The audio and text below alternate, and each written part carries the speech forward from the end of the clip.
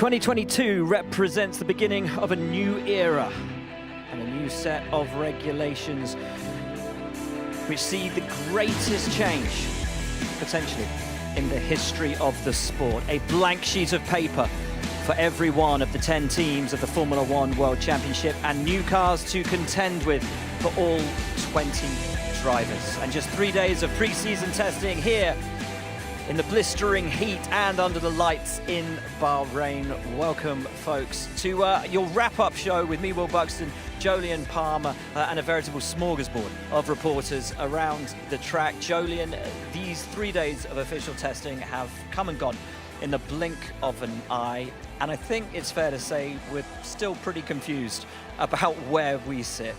Just a bit. Yeah, it's been a really busy few days, but in a way, there's been lack of drama. The cars have run really smoothly, loads of laps, very few red flags, and we get to the end of it. A little curveball maybe thrown in at the end by the team outside Red Bull, but we still don't really know a huge amount. It's as usual, we're going to have to wait another week, I think, to find out the true picture. I think the fascinating thing, folks, about this week of testing has been that all the teams, after those 3 days of initial running in Barcelona, bringing the cars here, were still trying to understand what they had, what they'd created, what they designed, what they'd put out on track. So every day was about taking those steps, gaining those learnings and those understandings, and they're still trying to wrap their heads around it. Yeah, you could see it a lot. And remember, there was the 3 days in Barcelona as well. So watching the cars on track for the first time then, some of them were looking quite decent out the box. Some of them were looking quite untidy out the box. And they're very slowly honing down towards quite competitive Formula One machinery again. And the last hour of testing that we've had, there was a lot of soft tyres, a lot of Formula One cars looking like Formula One cars in a sort of qualifying mode. Plenty more for the teams to get their heads around. I mean, this is still such early days in the new generation of cars, but you can see all the creative minds working away, the drivers trying to understand things as well. They're getting there slowly but surely and seeing probably a clearer picture of where they're going to be. But a very different circuit here to the one that we have in Barcelona. Barcelona is a track that everybody knows well. Very smooth surface, very cool temperatures. Here, totally the opposite. An abrasive surface, high temperature, high wind as well, and the drivers weren't loving it for a lot of the last 3 days. It's been hectic for the drivers, really hectic. I don't think they will have appreciated or even known how bumpy Bahrain can be before, because the main thing is the cars are really stiff, and the drivers, we've already heard about porpoising from Barcelona. It's still there for the cars. They're trying to get on top of it, they're trying to understand it, but even in a straight line, they're bumping a lot. The cars are really stiff apart from that, so even when they're not porpoising, all the bumps, all the curves are more abrasive as well. It's really hard work for them, and on top of all of that, it's been pretty windy out there. Yeah. Difficult conditions, some headwinds, some tailwinds, handling characteristics all over the place. Sometimes a little sprinkling of sand on for good measure. It's been quite tough conditions, and it was boiling hot. It's freezing now. It's freezing now. It's absolutely freezing. Should have bought the jacket. You can hear a car still circulating in the background. That is the Haas of Mick Schumacher. More on why he's still circulating in a moment. But let's talk Red Bull Racing. As you said, Jolyon, at the end of the session, Verstappen with a couple of absolute flyers. A 1:31.720, his best time, the best time of the test. And what was it in the end? 7/10 clear of Charles Leclerc in P2? A gauntlet was laid, yeah. I think, and they were super under the radar for a while in Barcelona. I thought it looked a really heavy car that Max was driving, did a decent amount of laps, but it just looked a little bit lazy. And the more that they were running, the more I was thinking, is the car just a little bit lazy? They've bought a big upgrade package today, new side pods, packaged it a little bit tighter, nothing that looked revolutionary, but they've got the car working nicely, and finally it looks like they're getting more out of it. Max in the car this afternoon, noticeably looked smooth, looked drivable. None of the big porpoising that was affecting some of the other teams. Car looked like it had a great front end, looked really together overall. So I think a bit of a mixture, obviously taking the shackles off to do that sort of headline time. I'm sure they were turning the wick up a little bit. I think everyone else will be hoping they were turning the wick up a bit. but it looks really drivable, and I think they maybe have uncovered something with this upgrade really late in the day. Upgrades, folks, is something we're going to be talking about a lot during this show, because every team has brought upgrades to this test. Of course, the silver car up there, which we'll talk about in a moment. But as you say, Red Bull, they were very late to the track this morning, and we could hear them with the angle grinders working away on the car, trying to make those new parts fit perfectly. Sergio Perez, though, as soon as he came out of that garage towards the end of the first hour, straight on the pace, straight to the top. And as you say, a much more drivable, much more compliant car. That's when you know they're not mucking around, really, when the first flying lap is as competitive as anything else they've done. And yeah, Checo, in the hotter, the slower part of the day, the morning session, was already straight down to it and looking good. And it just shows that the drivers built up a bit of confidence, and today was a more performance running day as well. Let's not just say it's all about the upgrade. I'm sure before they were working on the mileage, knowing there were big upgrades coming that they could then hone the performance in on the final day for the lower fuel. So I'm sure they were experimenting a little bit, taking the fuel out and maybe turning up the wick to make that bigger jump from where they were. But it's not surprising. They're a team that are always strong. This time last year, they were definitely setting the pace the whole way through. But just the drivers in the end, both Checo and Max Verstappen, in the afternoon, his first flying lap was straight on it as well. And it suddenly hit me while you were saying that. The one thing we haven't spoken about, let's take a walk down to Ferrari while we do talk about it. The one thing we haven't spoken about all week is the power unit in the back of that car, and the fact that it's not Honda anymore. It's a Red Bull's own power unit. Yes, of course, it's the technology from Honda. It's a power unit that they know well, and there's a lot of staff been brought over from Honda to look after it. But that's a Red Bull power unit. Yeah, for the first time, Honda not really with them anymore after putting out the end of last year. So it's a big year for them in that respect. And we haven't really spoken power units at all this week, because there's been so much change on the cars and not very much change, to be honest, in the power units overall. They've stayed pretty much consistent. And they're now frozen. Yeah, and that's the crucial part now. This is the last big jump to try and get some performance out. So whatever the team's carrying now in terms of the power units and what they can generate, that's basically going to be it. Ferrari, up until about 10 minutes before the end of the session, and I just finished writing my piece for F1.com all about my predictions for the year. I had these guys bolted down as having had a very, very good pre-season test. And I think over the 6 days, it's fair to say that they did look pretty good. Yeah, don't change your mind now. Just because of that one headline time. They were great, Ferrari. They were great. I think they did well, but more importantly, they think they've done well. Yeah. They were punchy out the box, an innovative design that no one else has really done with the wide and then scalloped in side pods. And the team basically think they've done a good job. And from the outside, I have nothing to disagree with them on. Basically, they've been quick every time they've got in the car. It's been super reliable, done loads of laps. Both drivers seem to be really comfortable with it. It never looks massively out of shape. Have they been over the runoff area at all? Not very much. Not a lot. They seem really consistent. Yeah, they were trumped on the times right at the end by Red Bull, but I think overall, they're really, really happy with where they're at. I think it's probably about time we heard from some of the drivers, and no better place to start really than down here at Ferrari. Carlos Sainz, a lot of stuff he's said over the last few days has been in the press, but we've been catching up with him over the week. So why don't we hear from the Spaniard over his thoughts of how testing's gone. I'm just wondering where you think you've got it right.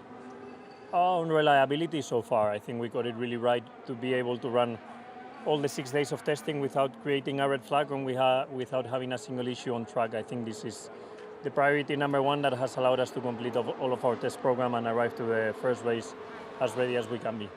And when is the car feeling its most comfortable? When it's full, when it's empty? But so far, personally for me, just going a bit into detail, I'm feeling a lot more comfortable in high fuel long runs than in short runs. But I've had a lot more time on a higher fuel than on a lower fuel, so I think it's normal.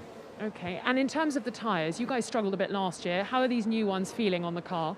Different, certainly, very different, but a lot of things to learn from them, a lot of things to analyze to see if we can understand them a bit better, because right now the degradation is very high, the overheating is still there, maybe a bit less than other years, but it's going to be high deck.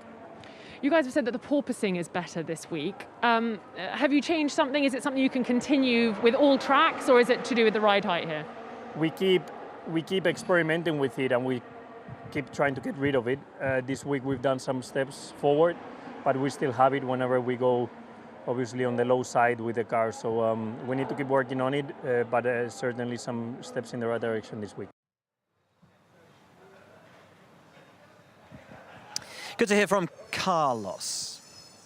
The talking point, as of course it was always going to be Mercedes, because not only did they bring an upgrade to this test, but it was a revolutionary one. Their side pods, when they ran out on day one, had everyone talking. Is it legal? Is it not legal? That horizontal aperture, now a vertical aperture, the tightest packaging, I think, imaginable. Where they're cooling the car, I have no idea. A fascinating design, but this hasn't been an error-free or a trouble-free week. No, and they were the big talking point on day one when as you say, they unleashed the side pods. And I think at that point, everyone thought, oh, this is a bit ominous. Mercedes have done something innovative. When they do that, it often works, and Das was the obvious example a couple of years ago. But they've been a bit on the back foot, and they are 8 times in a row world champions. Yeah. I don't doubt they can get on top of things, or they're ultimately sandbagging more than usual. But the drivers didn't seem all that happy with it. Neither Lewis or George Russell in there for the first time didn't seem all that happy. They're porpoising a lot towards the end of the day. They're in a mix between adding downforce and adding porpoising, which is not a very nice conundrum to be in. I think I'm sure they'll be there or thereabouts, but it certainly wasn't straightforward.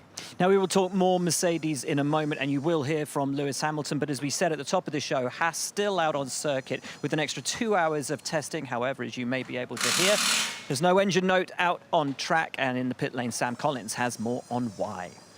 Yeah, thanks, Will. Well, the Haas was out at the top of the show, running round and getting a few laps in with Mick Schumacher at the wheel. However, a few minutes ago, he came back into the pit garage. There was a lot of concern around the back of the car, looking into the engine compartment. The bodywork came off, and the screens have gone up in front of the garage, which means the floors come off the car. This looks like Haas have encountered quite a significant problem on their car on that first run. But there's a few other bits I want to show you very quickly. So Alfa Romeo, about what's going on now. So the test is over, unless you're Haas, hopefully they can keep going. Alfa Romeo have started taking apart the car that they did the test with. They're building up the second car at the same time. So for some teams, it's stripped down the car straight away. Other teams are gone back to the hotel. So we're working our way down the pit lane, because the teams I wanted to talk about, or one of the ones who put in really big effort, were the Williams team. Now, yesterday in the test session, their car burst into flames after a slightly badly adjusted rear brake setup. That caused the rear of the car to be burnt down. The mechanics had to pull an all-nighter to build up the car again, to get testing again today, which they managed to do. But as you'll be able to see through this gap in the garage here, the cars are slowly being taken apart once again, with some setup rigs being worked on there on the Williams. Now, these guys will work through the night. They've got the legality scanner in place, but there's still more to see, because if you look down the pit lane a little bit further, quite a few teams are already doing their pit stop practice, and the team I really want to get a look at is McLaren, but I think they may have put them away, and so I might not mention the reason why, but they've got a real secret on their car, on their pit stops. But just the last car to look at here will be the Aston Martin. They're doing the same, stripping their car apart and building up the second car.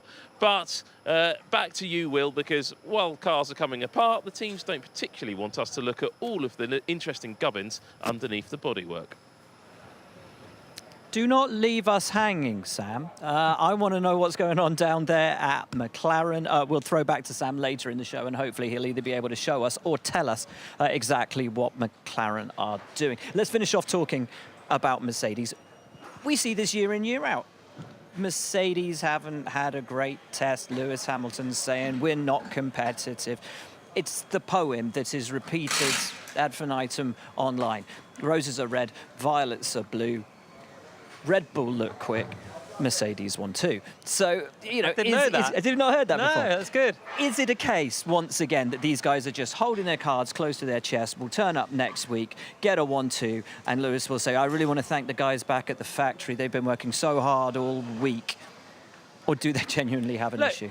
it's testing. In all of this, we try our best to make the most of it, but in reality, there's so many different things that that the teams can hide their pace with. They can chuck in a load of fuel, and they can turn the engine right down, and Mercedes are maybe doing an element of both. But I don't know. This time last year, we were saying exactly the same thing. Mercedes were on the back foot, and everyone was saying, you know, the same thing that you just said, and I can't even remember it. Red Bull are quick and Mercedes 1-2. But it wasn't, because Red Bull were quick, and Max put it on pole by 0.3 in the first race. So, I don't know. I'm sure to an extent they're sandbagging. To an extent, everyone is. But I think maybe Mercedes more than the other big teams. They have a tendency to do it. I just don't buy that they're really comfortable with the car and actually they're going to turn up and blitz it. No, and this is the thing. They had, well, it looked like they had turned their engine down yesterday. You look at the speed trap times, way down compared to their rivals. But there's no way that you'd go into the first race without having done a low fuel run, a proper quali sim. These guys went for it today. They were running the softer tyres. They couldn't compete with those guys. And you know what I think it all comes down to for everyone that thinks Mercedes are sandbagging all the time. There was the year in 2019, there was the ultimate one where Mercedes were nowhere, and everyone was like, this is Ferrari's year. Ferrari going to absolutely blitz this. And then Mercedes turned up to Melbourne and were, 7/10 clear on pole, and it was a really dominant year. But overall, normally when Mercedes are about to just scamper away with the title, which they have done many times recently, there's a lap in week 1 or week 2 or the morning of day 2 or somewhere. There's a lap where you see, yeah, they've turned it up, they've extracted, maybe it was the morning of day 1, they've extracted a really promising lap from somewhere and then turned it all down and played it safe. I haven't seen it. And as well on track, the car looks difficult to drive. Yeah. It's porpoising a lot. George Russell in the car this afternoon is probably popping a paracetamol now because his head was banging a lot on the straights. They're struggling to get onto terms with it.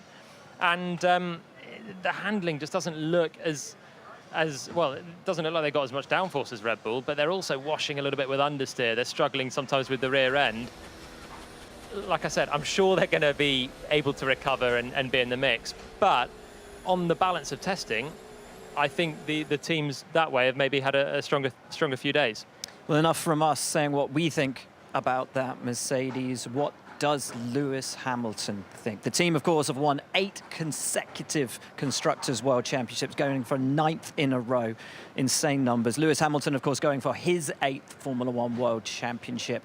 But as you're about to hear, not entirely confident. Lewis, here we are, one day left of pre-season testing. I guess the easiest question is, or maybe the most difficult question, how's it going? It's definitely tough out there. I think it's windy and the wind changed around quite a bit today. But yeah, generally it's been tough.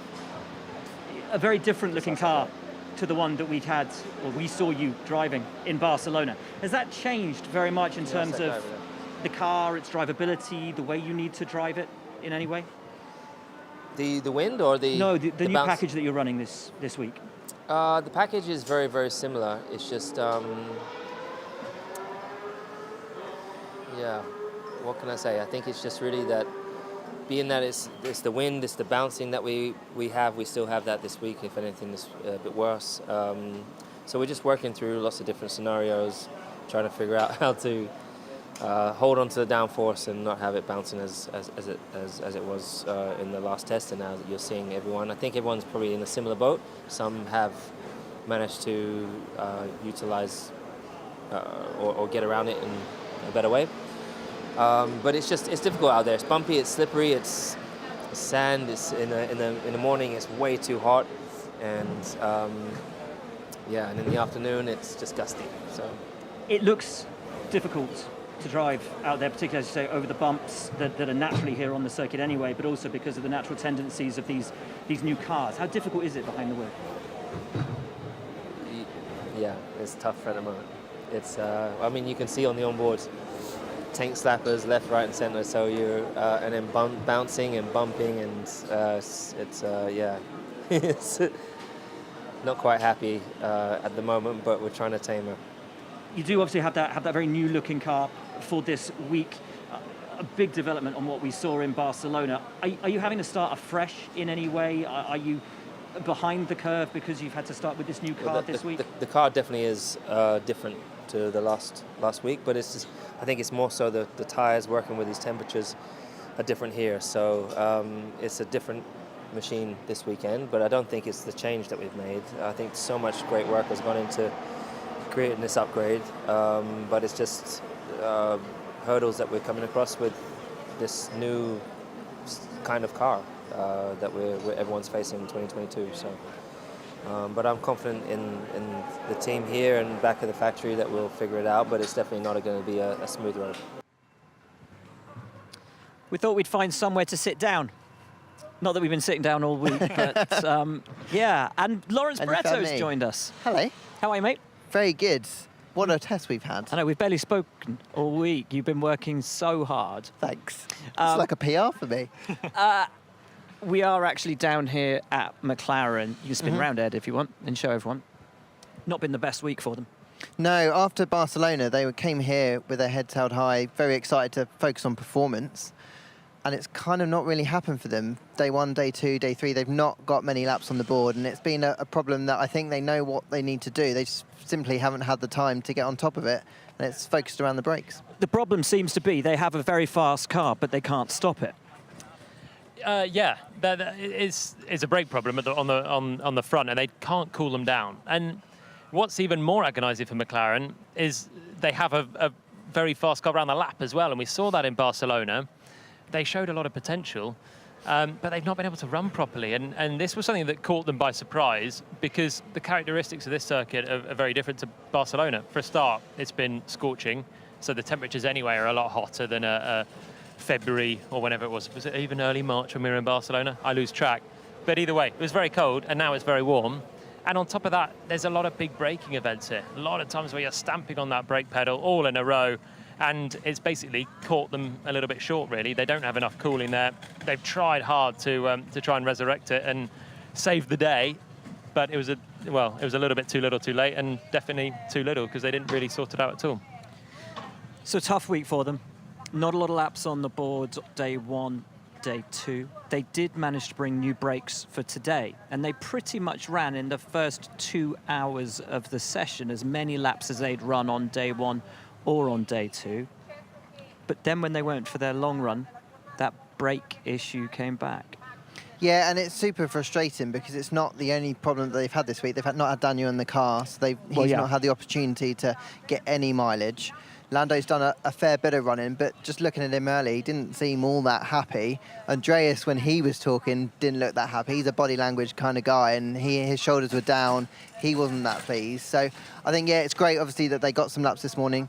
Great that they had an opportunity to start those long runs. But, yeah, hugely frustrating because everyone else was making progress. Now, Daniel Ricciardo, as you've said, tested positive for COVID-19 yesterday. The rules here in Bahrain is that you have to isolate for 7 days. On day 7, you are released from that. That day 7 is Friday. So he will be able to come to the track, get in the car, and go and drive it, despite having not driven it here for any of the days of pre-season testing, having just recovered from COVID. This is it's a genuinely big question. Because do they test him on Friday? Because if they do and he tests positive again, they need a reserve driver. If they don't and he's still positive, they risk Lando and everyone at the team.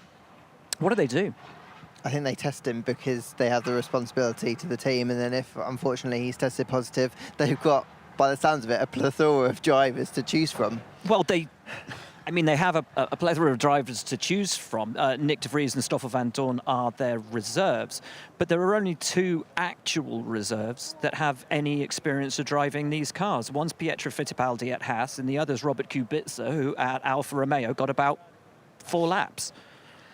I don't think they're going to be the 2 that are called up if Daniel can't make it back. First of all, I think he probably will make it back, given the and we hope that he does. We have to say we hope that he does. Of course, he's a driver the team need back as well, race winner, and someone that needs to really kick on this year as well. Of course, they've got to test him, I think, before he comes back in the paddock. You know, even from a performance point of view, he doesn't want to be having COVID and bringing it back to the garage, and it could make matters a lot worse for them. So they've got to test him. He's got to be clear.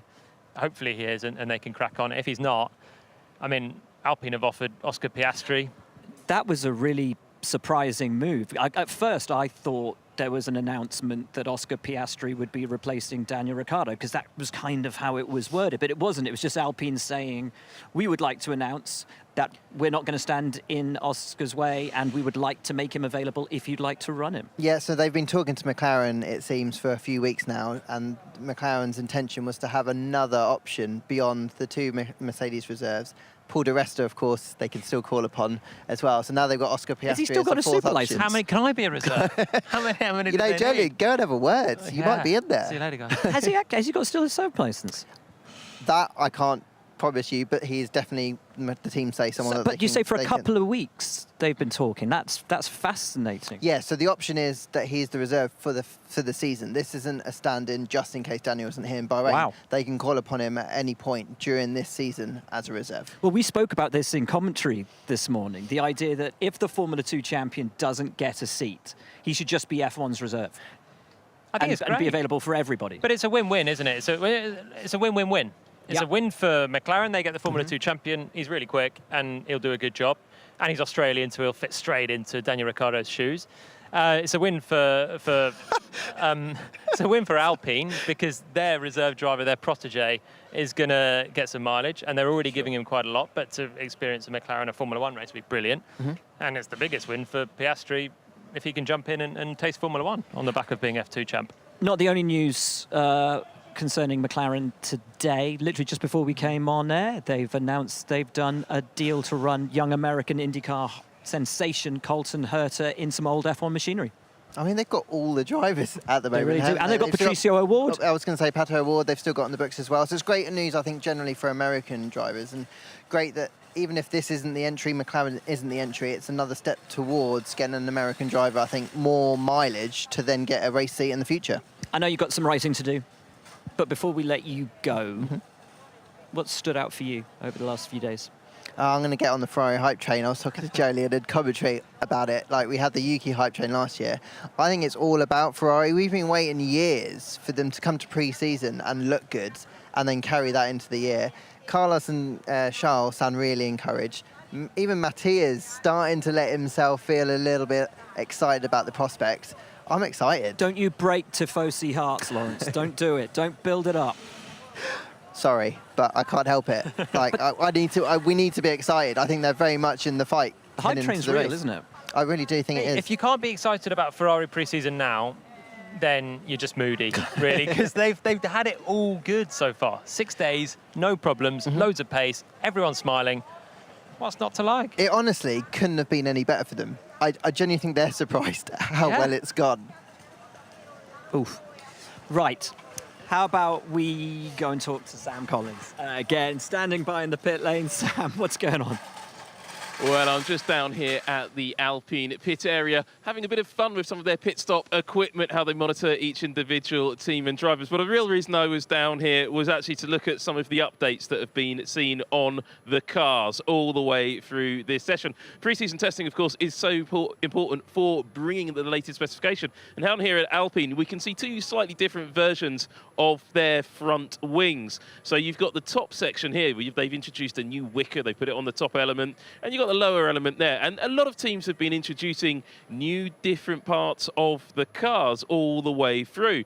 And Alpine are not alone in doing this. I've been looking at them. They didn't bring actually all that many updates in this test. But down the pit lane, everybody's been bringing new bits and pieces. We heard about those brake problems a little bit earlier from Will and Joe, talking about the different cooling setups they'd bought for their cars, and the fact that none of them really seemed to work, and the new brake packages on the car didn't seem to be delivering that cooling that required the car to actually, well, be able to keep its brakes under control. But one of the biggest changes that everybody's been talking about, just as a by the by, the McLaren is no longer in its pit garage. It's gone down to see the FIA and for the car to be laser scanned, which every car has to go through now. It's a new scrutineering process the FIA have introduced. But the biggest update of all, and the one that everybody's been talking about, is the new side pods on the Red Bull racing car. Not the first set of new side pods to be exciting, but Red Bull introduced these new side pods today that were a little bit more curvy, a little bit more sort of tight and slick to the rear of the bodywork of the car.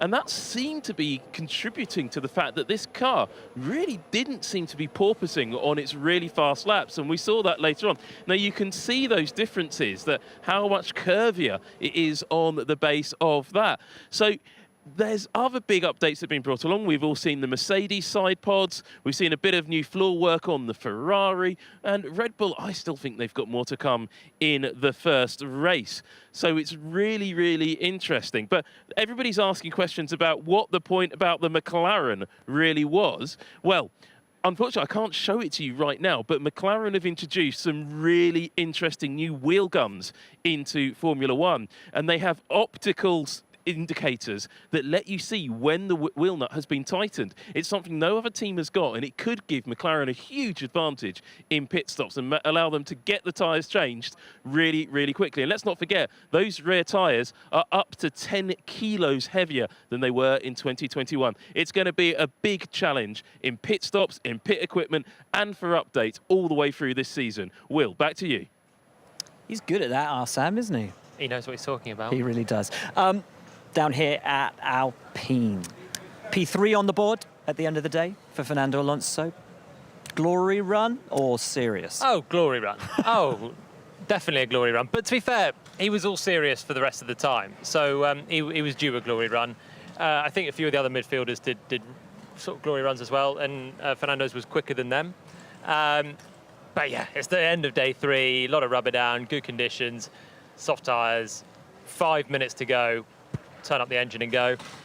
But it was quick for what it's worth, and it was the first real sign of pace from Alpine, because they've just been diligent, churning out laps, looking average really through most of the testing, but you never know because of the fuel. It looked heavy for a lot of the time, maybe it was. And then Fernando just boshed that one in right at the end and showed, yeah, we're still here. Big porpoising for them, particularly this morning with Fernando. I was talking to Esteban Ocon this morning. He said they were lowering the car. They were going for some quali runs because they just needed the experience. They needed the knowledge of it. And everything that they seemingly dialed out suddenly came back as it got closer to the ground. Yeah, and they're a team that started a bit on the back foot because Barcelona wasn't ideal for them. They couldn't run any DRS in Barcelona for reliability concerns. So when you run the DRS, it reduces the porpoising, and that's obviously how you run in qualifying as well. So certainly they needed to find out a little bit more in these 3 days. And then they didn't run a lot of performance running. Esteban had a bit of a go yesterday, but then Fernando was back in today running at high fuel, but obviously trying to drop the ride height. That's where the performance is going to be. How low can you run the ride height, get the downforce from the ground effect without shattering your teeth, basically, as a driver. So it's a balance, and it looked like they've come closer to finding that at the end. They did have some power unit issues in the week as well. Of course, they've made some big upgrades to that over the winter before that freeze kicks in. It's a big year for these guys, and also for a team we're going to talk about in a moment at Aston Martin, a world champion on board, a world champion who came back because he saw the potential that this team could get back to the front. And they've got to show that they can. Or do we lose him? Or do they lose him? But there's a lot of drivers in this position. As you mentioned, we've got Sebastian Vettel at Aston Martin thinking exactly the same. Fernando is here to win. He's not here to race in the midfield, although he's very good at it. Daniel Ricciardo, race winner and driver at McLaren. They're one that are looking to move forward. Valtteri Bottas at Alfa Romeo, hoping to lift them forward. Not everyone can move to the front, or hopefully they can, but someone's still got to be sort of in the midfield. There's a big step for Alpine to get right to the front. They've got a great infrastructure there. I know it very well at Enstone, but they've had some changes of leadership. Otmar Zafnauer taking over now as team principal. Should be a good move, but it'll take a while to probably implement changes. I'm not expecting absolute fireworks, but hopefully just a decent sort of run in and progression from here. Well, let's hear what Fernando Alonso has made of testing with the Bahrain Grand Prix weekend starting just 1 week away. A very long day on track, more than 100 laps, and a very fast run at the end. What were your feelings today? Yeah, it was a good day of testing. Obviously, we were missing a clean day. We had a good day yesterday with Esteban, a good day today with myself. So, yeah, the last 2 days, I think we learned a lot from the car. As you said, many laps and good learning. So I'm happy with that. And what would you say you need more from the car, if you could say something? Yeah, sure. We need all the teams. We need more grip, and we're trying to chase that grip and learning about the new cars, the new rules, and how to operate these setups. And as I said, we did some interesting testing and some very clear results. So that's what you want when you are testing black and white, so you know the direction to go. And it was very productive.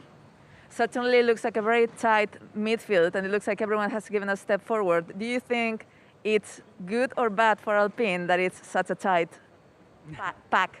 Well, it's always nice for Alpine and for the sport in general if everything is tight, but we don't know exactly what are the others doing, what program they are following, how much fuel they are running. So I think we need to wait until next Saturday, but you know, I think we need to maximize our package and be happy with what we do, and then if that's enough to be in the top 10, okay. If it's not enough, you know, we need to keep working, but I'm happy that I think we will arrive 100%. New look down at Alpine with the BWT sponsorship, and particularly when you see Fernando in his overalls. If they don't end up with a Baskin-Robbins sponsorship by the end of the year, someone at that team hasn't done their job. The colours are perfect. It's gone straight over my head. Oh, Baskin-Robbins is an ice cream brand. Okay. Have you never been? No. So many flavours. You'll have to tell me more. Yeah. AlphaTauri. Now, last year, we were standing here at the end of testing saying, what a test. These guys have got a phenomenal car. It could be their year. And as we've discussed all week, they had their opportunities. They didn't necessarily make the best of those chances. But what kind of a chance have they got? What kind of a car have they got this year? Well, they've gone from over the radar to under the radar. Yuki Tsunoda was flying and was talk of the town this time last year. This year, now, they've been sort of fine, solid, midfieldy, not a huge amount of extraordinary pace like they showed, but maybe they're just keeping their cards a little bit closer to their chest this year. They seem happy enough, but just plonked somewhere in the midfield, really. Decent amount of running. Both drivers happy. Big year for Yuki Tsunoda, who needs to, especially if that midfield's tight, then they need Yuki to get onto terms with Pierre, because Pierre actually did a great job last year in terms of his qualifying pace was superb. So if they've got a car that can get close to that again, they need to have two cars there more regularly. Yuki's not a rookie anymore, and he had a decent test, to be honest. So hopefully he can take that form and just nudge his teammate on a little bit more.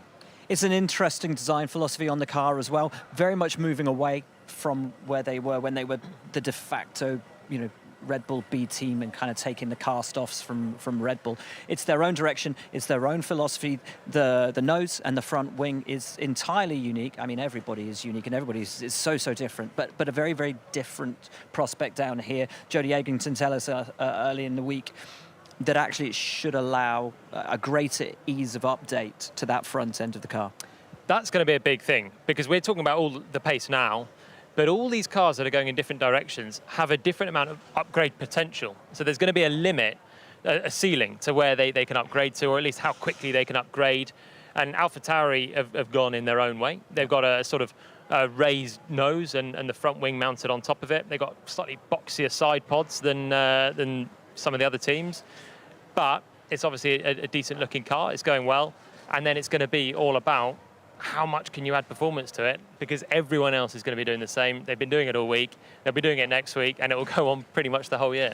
P6 for Yuki, a 33 flat, which puts AlphaTauri about P6 in the really not important pecking order at the end of the day, because as we always say, the big caveat of testing, you can't tell anything from testing. Watch out, Ed, don't walk into the tyres, otherwise you will fall over.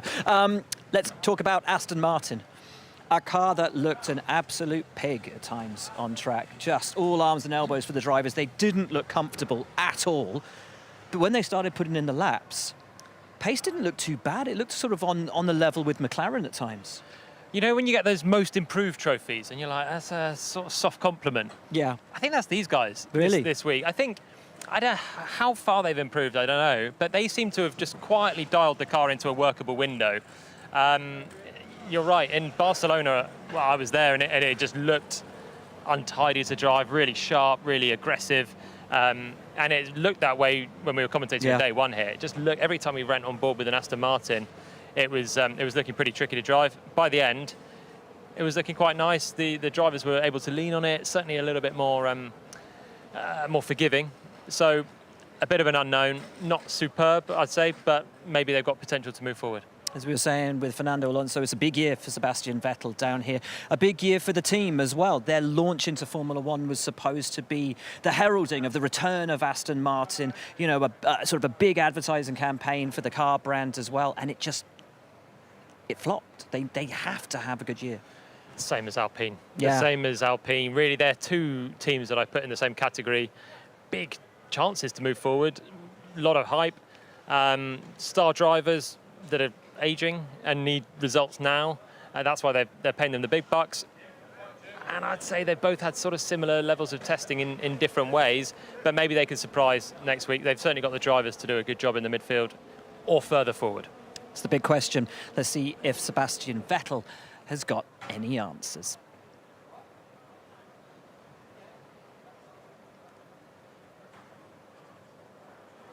I think it's a bit irrelevant, the positions today.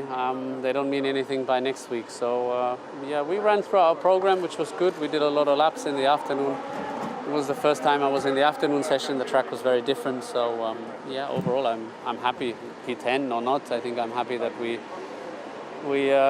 had a lot of work the last couple of weeks, and it looks like we found a way that we can go racing, and now we will see next week where we are. Are you confident for the season ahead now? Sorry? Are you confident for the season ahead now? Well, it depends. I don't think we are the fastest and the favourites at this point, but it's a long season, and it's interesting because at this stage nobody really knows, where they are. So I think probably there's one or two or three teams a little bit ahead, and then there seems to be a big group with everybody else more or less in the same performance level. So. Yeah, let's see where exactly we are, but it could be close in that big group. And we've been having so much fun discussing testing. We have run almost to the end of our allotted time. So really quickly, Williams, they had the brake issues. It was not a clean test. The car, though, looks nice, but it's just so much difficulty for them. Yeah, it looks nice. Mercedes-ish philosophy, but just big problem for Latifi on day two. Cost them a lot of running. And they didn't look like they recovered all that well. Hopefully still a step forward. Alfa Romeo, quick, did some glory runs. Car looks fast, but it's fragile. Yeah, it breaks a little bit, but it's quick. It's quick. Valtteri really good this afternoon. Zhou doing a good job as well in his first test. So really encouraging overall for Alfa. Haas, for me, stars of testing. They had a freight delay, they had to change their driver, they had to drop their sponsor. K-Mag comes in, day two, bang, P1. There's so much positivity down there. Caught everyone napping, big time. They've got a quick car. They've obviously got a quick car. They've had a lot of time to develop it. They gave up on last year. It doesn't work all that well. It breaks a little bit as well, but when it's on track, it's fast. They've got a good driver. I think that's a great move, and they're going to be in the midfield for sure. Well, guys, that's it. I'm sorry we had to rush at the end. We were getting so carried away at the top of the show. Well, we stand here with 1 week to go until the Bahrain Grand Prix, and wouldn't you know it, it's Max Verstappen who's fastest in his Red Bull, but that means absolutely nothing. Our Mercedes struggling as much as we think they are. Our Ferrari as quick as they look. Join us in a week to find out. The Bahrain Grand Prix is just 1 week away from all of us here at Prisen Testing. Thank you so much for tuning in, and we'll see you in a few days. In order to move forward, we have to look back. A new era for our sport, built on all we have learnt. Standing on the shoulders of giants. A sport tethered to its history, but not constrained by its past. Because Formula One's legacy is a story of innovation, of technical genius, engineering revolution, and the most exciting sport on 4 wheels or more. The 70 years of our sport have seen some of the greatest minds concoct groundbreaking technologies, pushing the envelope of what was possible, striving to always improve, to bring man and machine to their ultimate potential, maximizing the regulations to the limit of what was physically possible, and sometimes what should not have been. When physics said you can, but fairness ruled you could not. Every step taken, every idea concocted, with one guiding set of principles at its heart. Speed, performance, embracing new technologies and making them the norm. Constantly reviewing, observing, learning, analyzing, developing, striving for that one silver bullet, that one genius idea that stood out from the crowd, that made the difference, that made them unbeatable. Be the solutions complex or simple, or born of protecting those at the heart of this great sport, innovation is Formula One, and remains so into a new era, a new set of regulations, a new breed of car, a new challenge awaits. Using all we have learned, our present is our future and our past.